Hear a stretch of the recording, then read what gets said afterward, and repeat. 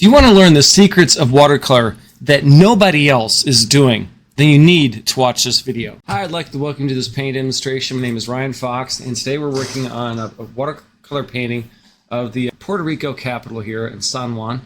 And I started this painting in one of my advanced classes using some actually really strange colors. I don't know what I was thinking. Winsor yellow, manganese blue, and then Daniel Smith's Imperial purple.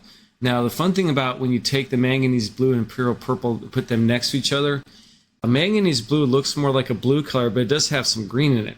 So when you put it next to Imperial purple, which of course is a purple color, the purple kind of brings out the green and the blue and makes it look a lot different. And this is a basic color theory thing I do a lot when I paint. I'm always trying to figure out what's in the other colors because there really aren't that many pure colors. There's not a pure blue, there's not a pure yellow, there isn't a pure red. All colors have something else in them. They lean towards the warm or cool side.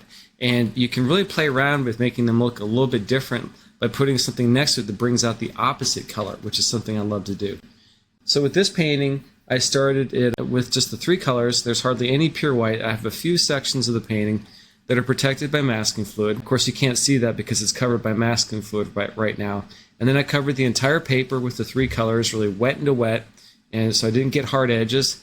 And then when that dried, I mixed the three colors together on a palette and came into here and did like the medium values in the background for the basic shape of the Capitol building and the cars and things. And now what I'm doing is I'm coming back into here with the same three colors, but I'm using more paint, less water, so it's thicker paint and it's darker. And I'm just dropping in details. And when I work on the dark areas, I'm always going back and forth between the color temperatures. For example, I'll have my dark grays of all the three colors mixed up, and I'll make it a little bit more purple. Then I'll make it a little bit more blue in certain sections. And then I throw some more yellow into it, so it's not the exact same thing across the whole surface. And I'm always trying to just make it a little bit different. With details and things, the color temperature is always a little bit different. I'm trying to be conscious of making my lines a little bit different also. I also don't want to repeat the same shapes over and over. Even when you're painting architecture, don't be afraid to change it a little bit. If you've got a row of windows and they're all evenly spaced apart, take out one window. Make them a little bit not perfect, because to me that makes it look more painterly and more artistic. And I'm just going into here and I'm just kind of going section by section. I'm trying to keep my hand out of wet paint, which sometimes can be difficult, and just putting those little details into here. And you can see I've got the reference photographs sitting there next to me also, so I can keep track of what's going on. And now I'm working my way across this painting. So I start on the left-hand side, and the things on the left-hand side are a little bit closer towards us. They're going to be a little bit darker. They're going to have more contrast.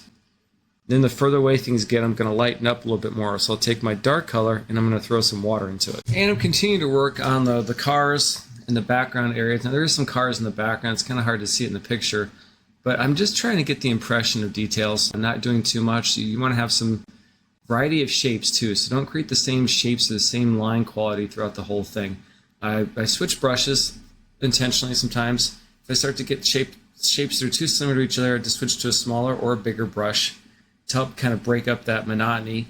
And now I'm working on the palm trees, and I don't think I've ever painted palm trees before, so I'm trying not to get, again, too detailed with these guys. Some bigger shapes, some smaller shapes. I'll do some scratching in a little bit to get some details back into this also, along with using probably some gouache. I think I have some white on my palette, and I have no problems using some white paint to bring back things, especially little details. I'm not entering this in the Transparent Watercolor Society of America show, so I can use whatever colors I want. And I do like working with opaque watercolors too. I think it is a really fun technique to do the opaques on top of darks. So I'm just coming into here working on these trees. And again, trying not to get too detailed. Just looking at the big shapes. And you can't see it right now, but I'm always working from a black and white photograph. And the reason why I do that is because I don't really care what the real life colors are. Obviously, look at my sky. It looks like cotton candy. If the sky really looked like this, I think I'd go fling and tear into the ocean. But I like to just work from black and whites because it tells me where my darks, where my lights have to be. It tells me where the values are. And if you get the values right in a painting, you can use almost any colors in the world. If the values are right, the painting will probably work. So I just print things out and make it dark, black and white. And then I'm just going back and forth in between the capital, doing a little bit of the details. I don't do a very detailed drawing on these guys either, just the basic shapes. And then I can come in here, I can paint all the little details into it. And just, switching brushes and getting finer edges. Sometimes I take out some windows. I take out lots of details also. I don't want to spend forever working on this guy. I want it to look like a painting. And here I'm zoomed out again, and I'm going to go just taking a look and see what I'm doing, if I like or don't like what I've done. Now you can see that the palm trees on the left-hand side are definitely darker than the palm trees on the right-hand side. And that is going to give you a sense of atmospheric perspective. And that tells you that they're closer to us, that the palm trees on the right-hand side are further away. So they have to be a little bit lighter. And continue our way through the Capitol. I'm on the right-hand side of the building now, just doing some of the just little details. And, again, the most important thing, too, is I'm just trying not to create shapes too much. So if I start to notice I'm doing patterns, I start to skip things and take them out, because I think that makes it look more artistic also. We're not looking for photorealism at this point in time, so we can take a lot of things out. So now I'm going back and forth between the building in the background, some of the cars in the foreground. There's a lot of detail going on in this section of the painting. There's like some people walking down the street. I've got a bunch of palm trees, a lot of depth in this section, and I've got to try to get that correct so it actually looks like foreground, background, middle ground. And I'm just working my way back into the Capitol, a little bit of details when things are starting to dry on me. Always details, just trying to be conscious very much of changing my brush strokes so it's not the same shapes over and over again. You just don't want to create too many patterns. I say that all the time to my students. And I also tell them you guys are going to screw up a lot, so don't worry about it. I screw up all the time.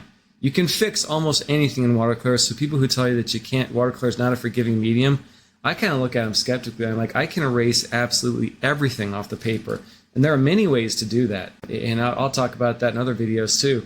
But yeah, you can completely get most of the color off. The hardest thing I think with watercolor is when you're working wet in a wet, you pretty much kind of have one chance to do it and get it right. Because if you go back into that, that's what messes it up. So the whole background of this was done very quickly. And if I'd spent too long, between putting down different colors, you're going to get hard edges. So the background has to be painted pretty fast. And now you can see I'm working my way into the car here. So I'm starting with the car on the right-hand side, doing some detailing. Now the car on the right-hand side is going to have some of the darkest darks in the painting. When you do that, that's going to make that come forward, and it appears to be closer to us than the other areas. And I'm going into here now, and just, again, we're working on other palm trees in kind of the middle section here. And it's funny, when I'm painting in my classes, the paintings are always upside down so the students can see it right side up, because we don't have a painting mirror in the studio. And I actually think that helps me paint, because I'm not thinking about, oh, this is Puerto Rico, this is the Capitol building. I'm just thinking about big shapes, and I'm looking at it upside down. So to me, I'm not thinking architecture. If you get the shapes right, it usually works out okay. So just continue to add these little palm trees here. And this is what I really like about doing cityscapes, because in the end, it kind of comes down to just the impression of detail. You're going to look at this, and I think anybody in the world, except maybe Stevie Wonder, would know that this is the state capitol. I'm sorry, that was a terrible joke. All right, we're going to cut that out. Oops, I forgot to cut that out. But anyways, anybody in the world is going to know that this is an architectural building somewhere. Maybe not Puerto Rico, but it's... Yeah, now I'm getting into where the palm trees, and there's like little, and the brickwork and all this stuff in the middle foreground. So just the detailing. So just with the small brush, coming in here, doing some detailing. Sometimes I use a little bit of opaques to get back to some highlights. And one of the things you do have to remember is I did use a little bit of masking fluid on this painting, so there is going to be some lighter colors underneath here, but you can't see that yet because it's covered by masking fluid. And just continue to do some more details on the cars. You got to get the shadows right on cars, otherwise it looks really weird.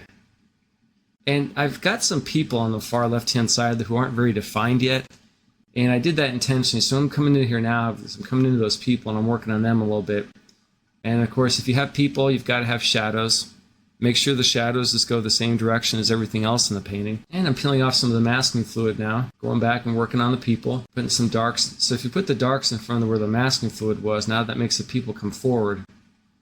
And using a combination, I'm going into some white paint right now to bring back some of the highlights on the people. There's multiple ways to do that. You can use white paint if you want to. You can use gouache. I mean, gouache works just fine. You could use opaque watercolor white paints. And this is, I think, the fun part for me, because now I'm just working on all these little just details to get things to come forward, to get things to push back into the background. Big shapes, little shapes. Have some shapes go behind darker shapes, because that gives it more of a sense of depth. strengthen the shadows on the people a little bit, and yeah, and just drop in some of those highlights. We get some sparkles here, and you don't always have to use white paint. Sometimes I come back in and I scratch with a palette knife, or I scratch with my fingernail to get back to lighter portions of the paper. So all you have to do to get that effect is just get the paper wet and then scratch into it. And I was trying to teach that in a class one time, and nobody could get it right. I was like 0 for 12. You're just trying to push the pigment aside. You're not trying to scratch it into the paper too much. And now I've got the painting turned sideways, which means I'm serious about trying to finish this. So I'm still coming back in here with some highlights, putting some lights back onto this where I've lost some of those. There's actually no pure white in this painting except for the part around the sun. And I'm going to take a little bit of that yellow color and drop that into it because I realized everything was kind of getting kind of monotonous colors, too much of the manganese. And so I'm coming back in with a little bit of the yellows. And I'm almost done talking too. This took me about 50 minutes in the studio, I think, after I did most. I did the base stuff in a class, and then I finished it later in the studio, all the details. And there's always stuff you think, I look at a painting, put it away for a couple days, I come back, and I'm like, oh, I still got to do some more work on it. Try not to do that too much. Just get to a point where you're finished with it and just say, enough, basta, we're done. And I think on that note, I'm going to say, basta, I'm done. So thank you. And here's the finished painting. Thanks so much for joining me for this painting demonstration today.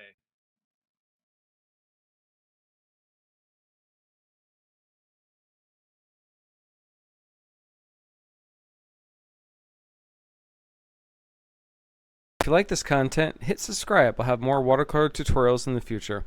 Thanks a lot and happy painting.